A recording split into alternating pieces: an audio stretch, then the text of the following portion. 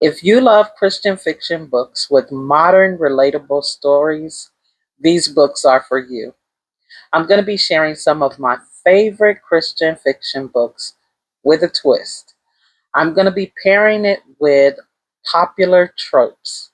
So, whether or not you like messy church drama, second chance, or healing after a heartbreak, I've got a book for you.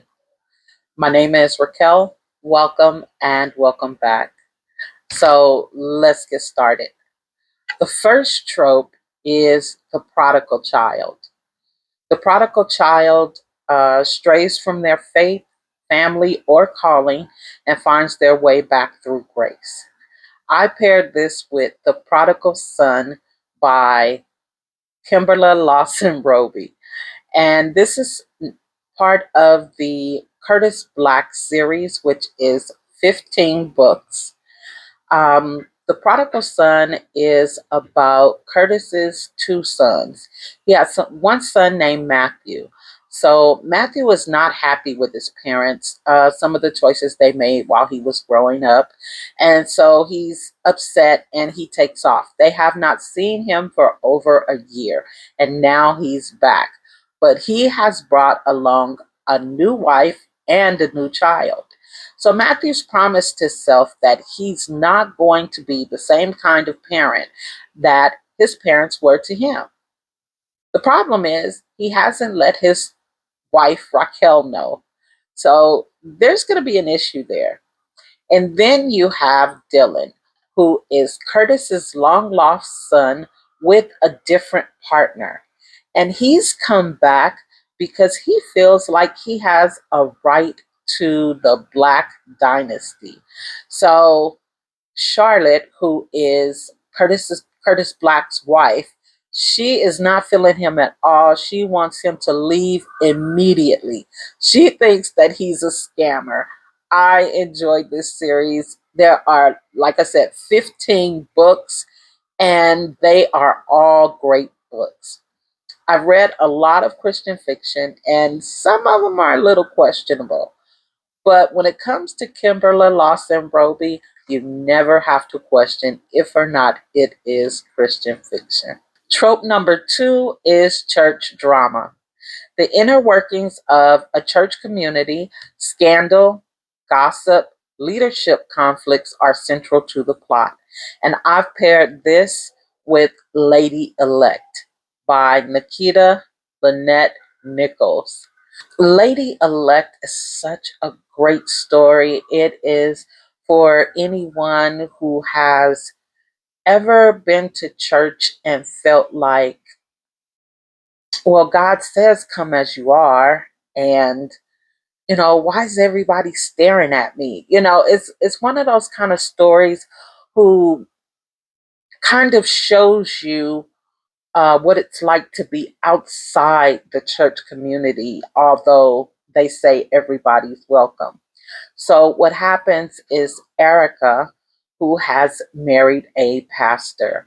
So, the congregation is not happy with his choice. He is, I believe, a second or third generation pastor at this church, and they are wanting him to marry one of the ladies who have been with the church for years. They know her. She is like the height of Christianity, and he has chosen Erica.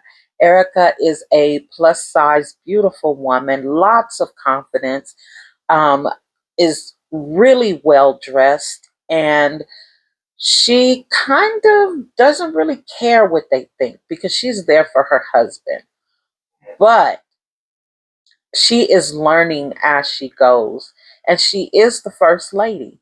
You have a one particular church member who sets her up, and the setup goes a little bit further than she anticipated. So Erica experiences this um, really traumatic experience, and initially her husband is kind of, he's a little 50-50. So he's on Erica's side at home, but at church he's kind of the other 50%. And so there's conflict there, and then she's got to go through a lot of judgment and talking behind her back. And so Erica has to find her tribe, and she does. But Erica's not with the church politics. She takes a logical mind and adds it to the biblical perspective. And she turns out to be a wonderful first lady. She just goes in on some of the older traditions that just kind of don't make sense to somebody who is just coming in. And when I say tackle, I mean she questions it. She tries to understand what's happening, and she wants to do what's right, because even though she isn't for, kind of the shenanigans, she is learning as she goes. And like I said, she turns out to be a great first lady. I enjoy this story. I have read it several times, not a couple, but several times. I really enjoy this story. The next trope is single parent or blended families. And this trope is a parent balancing faith, parenting, and possibly romance, often overcoming personal struggles or drama along the way. And I paired this with a book called Finding Mrs. Right by Sherry Lewis. This story it gives me that kind of urban baby mama type of vibe with a Christian twist. So this girl, her name is Quartisha, but she doesn't like to be called Quartisha. She wants to be called Shantae because she wants to be sophisticated. She is what we would typically call a gold digger. So her and her friends are wanting to be taken care of by men. They do not want to work. And that in itself puts them in a predicament.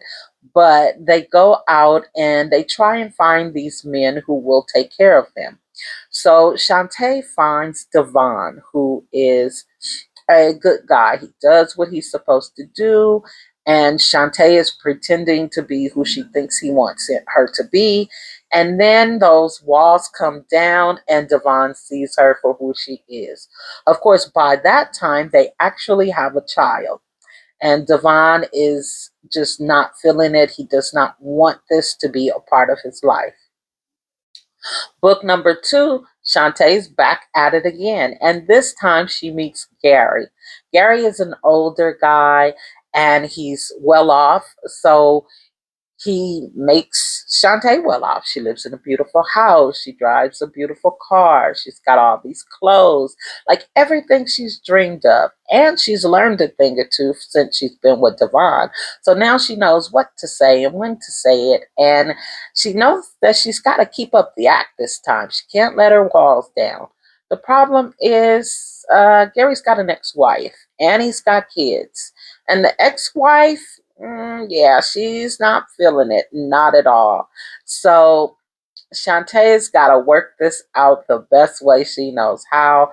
I love this story. I think I like the urban-y part of it. Not that I don't like the Christian part, but I do enjoy the baby mama drama of it all.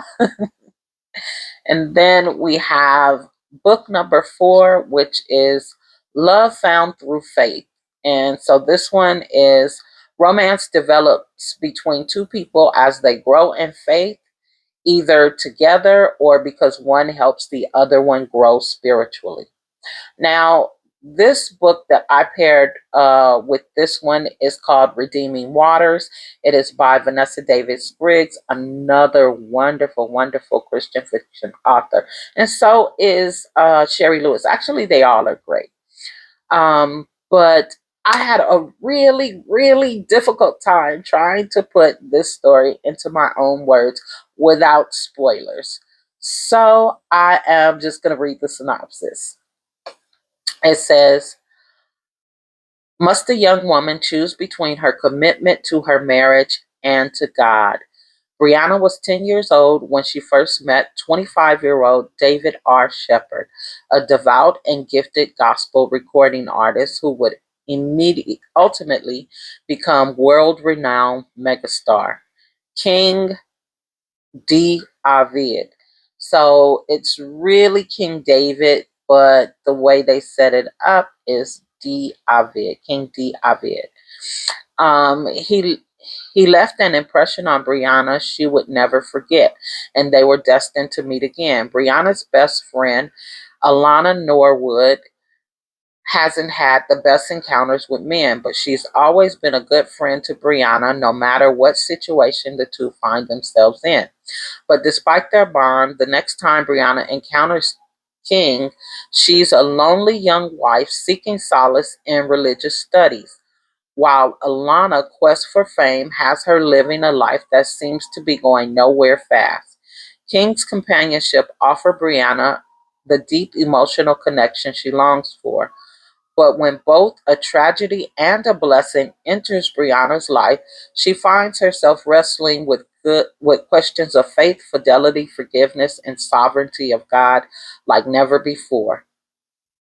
So, in my opinion, this doesn't quite tell the story the way I see it. In addition to, I believe it's a little bit out of order.